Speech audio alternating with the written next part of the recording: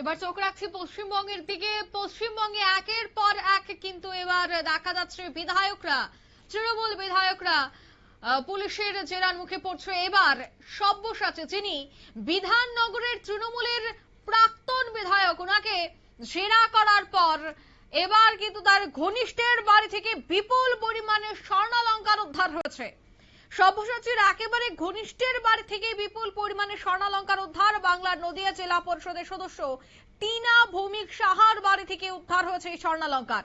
এলাকায় তীব্র চাঞ্চল্য। বিধাননগর পুলিশের বিশেষ অভিযান চলে, আর সেই অভিযানে সব্যসাচী দত্তের একেবারে ঘনিষ্ঠ, যাকে বলা হয় বা ঘনিষ্ঠ বলে প্রত্যেকেই চিনে, নদিয়ার তৃণমূল নেত্রী তথা নদিয়া জেলা পরিষদের সদস্য বীণা ভৌমিক সাহার বাড়ি থেকে উদ্ধার হলো বিপুল পরিমাণে সোনা।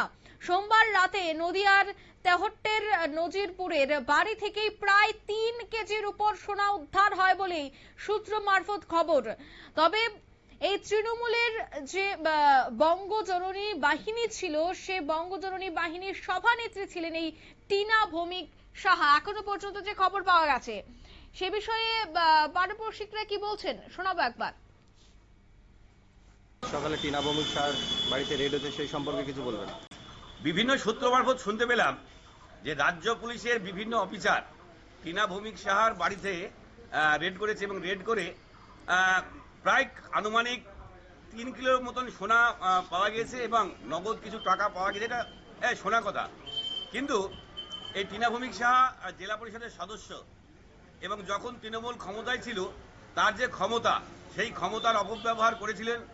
এবং যে আমরা যখন সব্যসাচী দত্তকে তার বাড়িতে যখন ধরে, তখন রাজ্য পুলিশের বিভিন্ন অফিসাররা বহু পরিমাণে সোনা পেয়েছিল, কিন্তু সেই বিধাননগরের অফিসাররাই কিন্তু আজ টিনা ভৌমিক সাহার বাড়িতে আসলেন, যে এসে যে আপনারা শুনলেন। সে বিষয়ে আরো বিস্তারিত জানবো। টেলিফোন লাইনে যুক্ত হয়ে গেছে পশ্চিমবঙ্গ থেকে প্রতিনিধি শান্তনু পান। শান্তনু, সব্যসাচীর ঘনিষ্ঠের বাড়ি থেকে সোনা উদ্ধার হয়েছে। একদিকে সব্যসাচী তিনিও পুলিশের হেফাজতে রয়েছেন, তোলা আদায় সহ বেশ কিছু বিষয়ে তার বিরুদ্ধে অভিযোগ রয়েছে।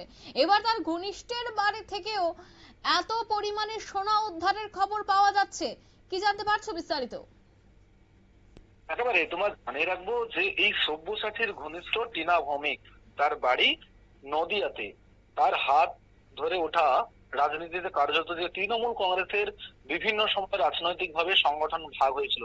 যুব কংগ্রেস থেকে তৈরি হয়েছিল যুবা, আর মহিলা কংগ্রেস থেকে তৈরি হয়েছিল বঙ্গজননী। আর সেই বঙ্গজননীরই তিনি কিন্তু সভানেত্রী ছিলেন এবং তাকে লোকসভা ভোটের সময় দায়িত্ব দেওয়া হয়েছিল নদিয়ায় এবং তিনি জেলা পরিষদের সদস্য পদও পান। স্বাভাবিকভাবেই কিন্তু সেই রাজনীতিতে যখন উত্থান হয়, তারপরে সব্যসাচী দত্তের সাথে পরিচয় হয় এবং তার যে বিভিন্ন ধরনের রাজনৈতিক এবং সামাজিক অনুষ্ঠান, সেখানে তিনি কিন্তু উপস্থিত থাকতেন এবং তার উপস্থিতি ছিল কার্যত একেবারে সর্বত্র। স্বাভাবিকভাবেই কিন্তু তার সঙ্গে যখন সম্পর্ক ঘনিষ্ঠ হয়, দলের বিভিন্ন জায়গা পান, তার বিভিন্ন যে সামাজিক অনুষ্ঠানের সঙ্গে তিনি যুক্ত ছিলেন, যার জন্যই কিন্তু এই সব্যসাচী দত্ত তাকে বিশ্বাস করতেন, যার ফলে তিনি সমস্ত কিছু জিনিস যখন নিজের কাছে যেটা রাখার হতো রাখতেন, বাকিটা কিন্তু এই টিনা ভৌমিককে দিতেন। স্বাভাবিকভাবে রাজ্যে যে পালা পরিবর্তন হয়েছে এবং পালা পরিবর্তন হওয়ার পরেই পশ্চিমবঙ্গের বিজেপি ক্ষমতায় আসার পরে যে সমস্ত তৃণমূলের নেতৃত্ব এবং বিভিন্ন ধরনের সমাজ বিরোধী যারা কুকর্ম করেছে, তাদের বিরুদ্ধে কিন্তু যারা এজেন্সি রয়েছে তারা সক্রিয় হয়েছে এবং তারা কাজকর্ম শুরু করছে। এবং সেখানেই সব্যসাচী দত্তকে গ্রেপ্তার করা হয় এবং গ্রেপ্তার করার পরে তাকে জিজ্ঞাসাবাদ করা হয়। যখন পুলিশের ম্যারাথন যারায় জিজ্ঞাসাবাদ করা হয়, সেখানে কিন্তু তিনি স্বীকার করেন কার কাছে কি কি জিনিস তিনি রেখেছেন। স্বাভাবিকভাবে এই টিনা ভৌমিকের নাম উঠে আসে এবং টিনা ভৌমিকের নাম উঠে আসার পরেই কিন্তু টিনা ভৌমিক এলাকা ছেড়ে পালিয়ে যান। পুলিশ এবং তদন্তকারী যারা আধিকারিক রয়েছেন তারা এলাকায় যান। বাড়িতে গিয়ে প্রায় 3 কিলোরও বেশি সোনা এখনো পর্যন্ত উদ্ধার করা গিয়েছে এবং আগামী দিনে আরো উদ্ধার হতে পারে, এমনটাই কিন্তু আমরা পুলিশ সূত্রে জানতে পারছি। প্রশ্ন উঠছে যে একজন সাধারণভাবে জেলা পরিষদের কর্মী তিনি যদি হয়ে থাকেন বা বঙ্গজননীর সভানেত্রী হয়ে থাকেন, তাহলে তার কাছে এই যে সোনা, এই সোনা কোথার থেকে আসলো, কেনই বা আসলো?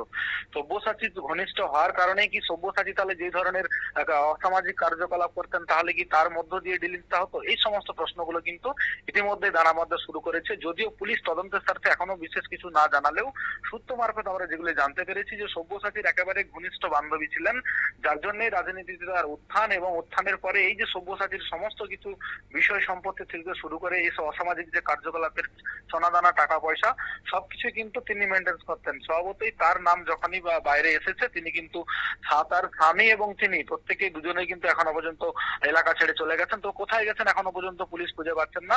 তবে এই যে সোনা উদ্ধার যথেষ্টই কিন্তু তাৎপর্যপূর্ণ এবং চাঞ্চল্যের বিষয়, তার কারণ 3 কিলো সোনা বিষয়টা কিন্তু একেবারেই মানে ছোটখাটো ব্যাপার নয়। স্বাভাবিকভাবেই এই যে এত পরিমাণ বিষয় দাঁড়াচ্ছে এবং আরো রয়েছে এমনটা কিন্তু মনে করা হচ্ছে।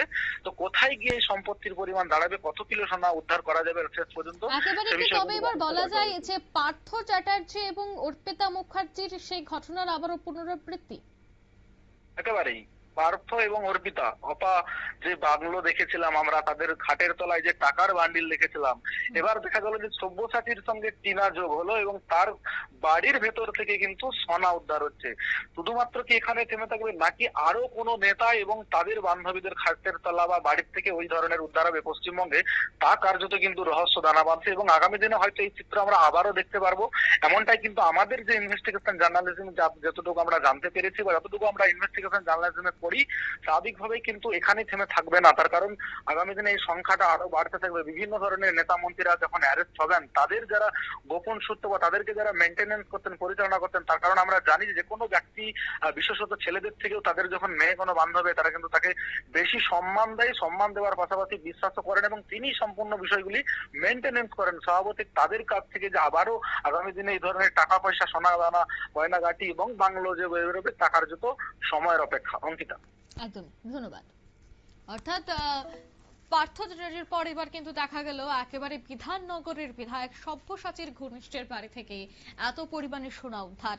তবে পরপর এইভাবে অভিযানে যে দেখা যাচ্ছে যে বিধায়করা অর্থাৎ তৃণমূলের বিধায়ক এমপি মন্ত্রীরা জড়িয়ে পড়ছেন বিভিন্ন কেলেঙ্কারিতে এবং তাদের কাছ থেকে প্রচুর টাকা, সোনালংকার এবং তাদের সম্পত্তি বাজেয়াপ্ত হচ্ছে, তাতে কিন্তু আবারও তৃণমূলের যে এতদিন যাবত অভিযোগ যে তারা প্রচুর পরিমাণে ঘোটালা করেছে, প্রচুর পরিমাণে সাধারণ মানুষের টাকা তারা আত্মসাৎ করেছে, যেন এই ধরনের অভিযান আর একবার স্পষ্ট করে দিচ্ছে। এই মুহূর্তের সংবাদ এ পর্যন্ত। আমাদের পরবর্তী নিউজ আপডেট দেখার জন্য অবশ্যই চোখ রাখবেন শুধুমাত্র নিউজ ভ্যানগার্ডের পর্দায়। ধন্যবাদ।